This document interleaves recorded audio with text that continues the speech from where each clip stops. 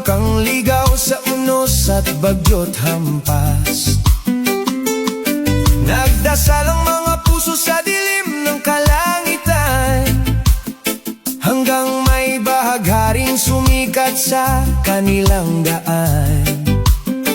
Sa tuway na pasigaw, pag-asa'y natagpuan, ipinamalay ang sigaw sa liwanag ng buwan. Mula sa himalang iyon, isinilang ang pangalan, pinamalayan, tahanan ng pangarap ng bayan. Mula sa alon ng dagat hanggang sa lupang may pag-asa, kasaysayan ay buhay sa bawat pusong nagmamahal.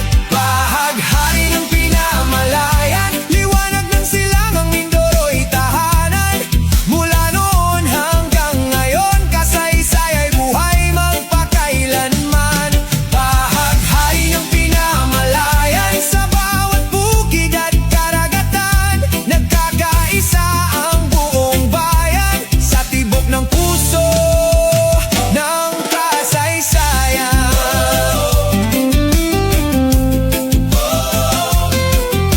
Noong panahon ng Kastila'y unti-unting lumago, sa pamumuno ni Juan Morentey, bayan ay nabuo. Malawak ang nasasakupan, sagana ang kapatagan, mga lupang ay pola, bansod at bunga-buman. Sa lumang bayan nagsimula ang sentro ng pamayanan, hanggang taong 19 at 16 lumisan. Bagong bayan ay itinayo ng maayos at pantay, mga lansangang simetriko'y gabay hanggang kasalukuyan. Mula sa sipag ng tao at pangarap na matibay, ang bayan ay umunlad sa paglipas ng panahon. Bahaghari ng pinamalayan, liwanag ng silangang Mindoro'y tahanan.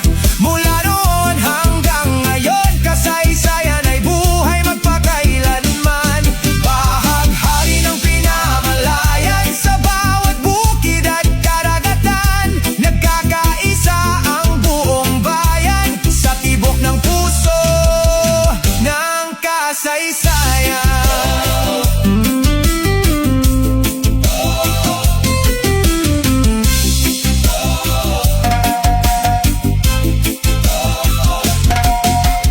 O 37 barangay,